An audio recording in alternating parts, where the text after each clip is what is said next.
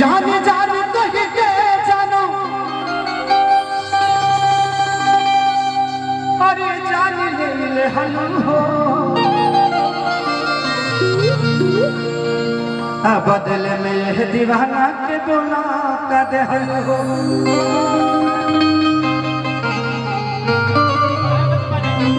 ऐसे जादी करब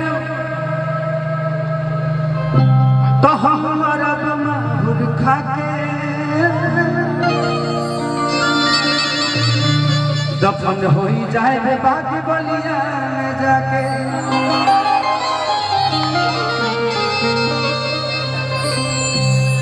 कि जा बूता जा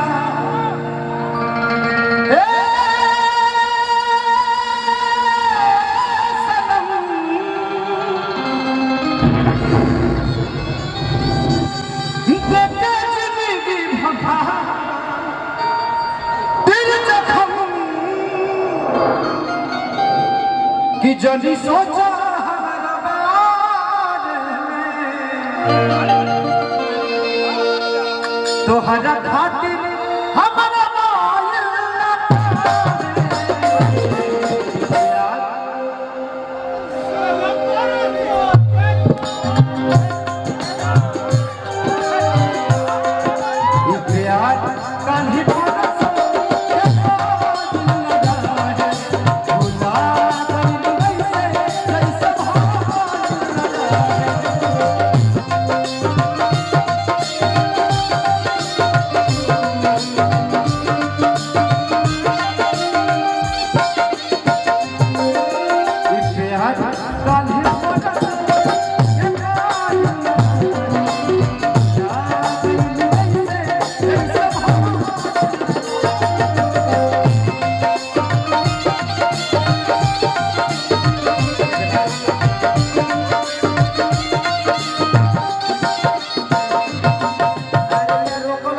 बजावला से जी अभी पैसा कमाए दे बोलो कि जा जाए बूता जा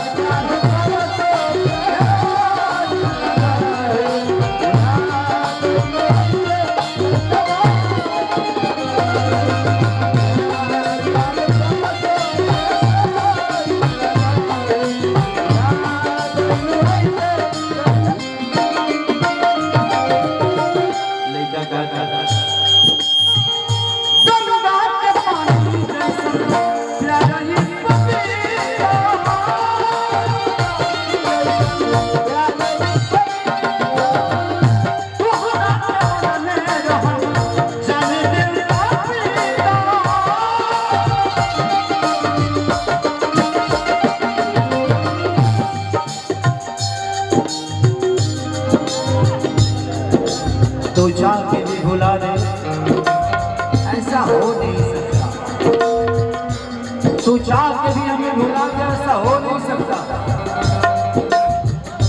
और मेरे अलावे तुम्हारी रजाई में कोई सो नहीं सकता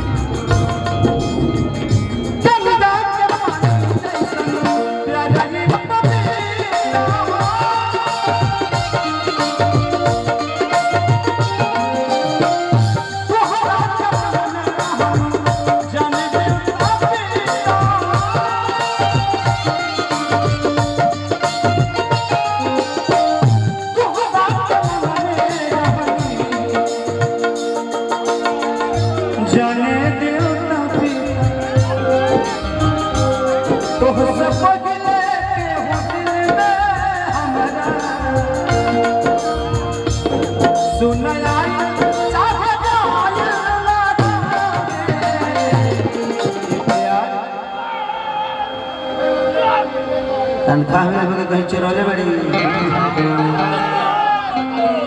मन तो सवा घड़ी घोड़ा धो धरी की घोड़ी कितना काली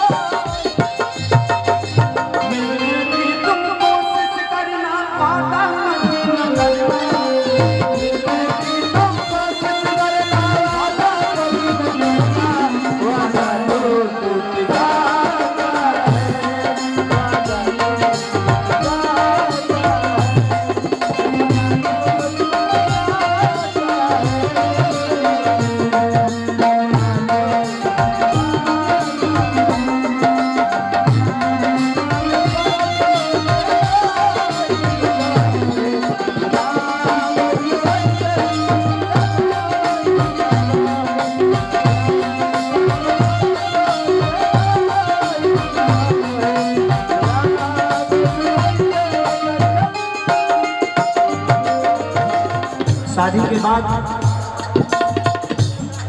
परिवार के प्रति प्यार और हो जाता है। हम शादी के बाद आज तक के उससे प्यारे न करें कि उससे प्यार ना भइल होला। डर लगे कि कोनो चीज गड़बड़ करब चले मौगी के खून हो जाए क्या करता नहीं। जिंदगी में हमेशा मैं अपनी पत्नी का बहुत सम्मान करता हूँ। जानते हैं कि यहाँ 2 गज जमीन कोई नहीं देता है, लेकिन कोई पिता अपने बेटी को किसी के घर भेज देता है, उससे बड़ा बलिदान किया होता है। एक औरत का सम्मान हर आदमी को करना चाहिए। मुझे लगता है कि हमारे घर को हम कमा सकते हैं बट जुगा नहीं सकते। हमारे घर को चलाने के लिए उसका योगदान बहुत जरूरी होता है। आज झगड़ा करके करे घरे ना होला कि हमारा घरे ना हो। जौना पीड़ा से रउआ से हमारी लोग कई गुना ज्यादा पीड़ा से हम मरी रीजन जे रउआ लोगन के ना लग के हमार पर लौट जाला कि ना झगड़ा लगा सटल हुई है। लेकिन ठीक है, ये जिंदगी का एक हिस्सा है, ऐसे हमें हमेशा जीना है।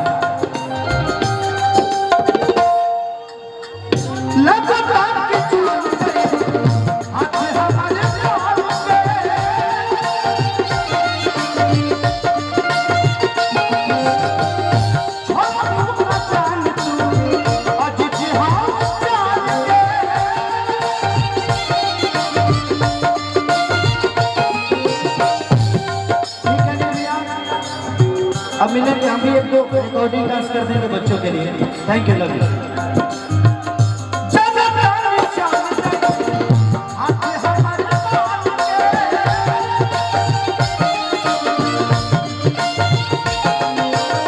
हमारे छपरा से गुड्डू भाई बहुत प्यारे इंसान हैं, हम लोगों की हमेशा सेवा में रहते हैं बेचारे। हेल्पफुली हैं, हमेशा मददगार हैं।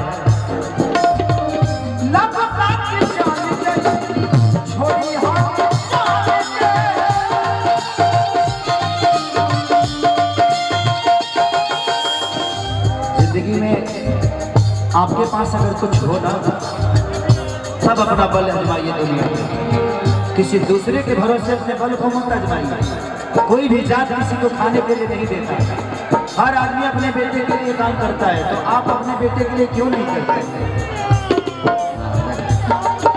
काम भर मार के जैसे काम करो तो कौन भक्ति है भाई? खेसारी दिल के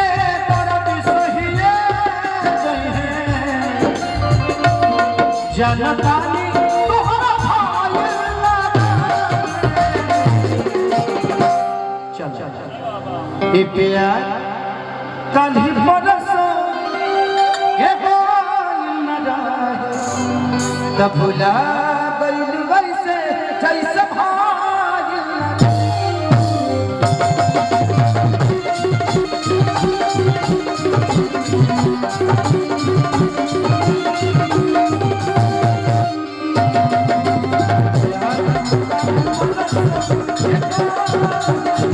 चाहिए।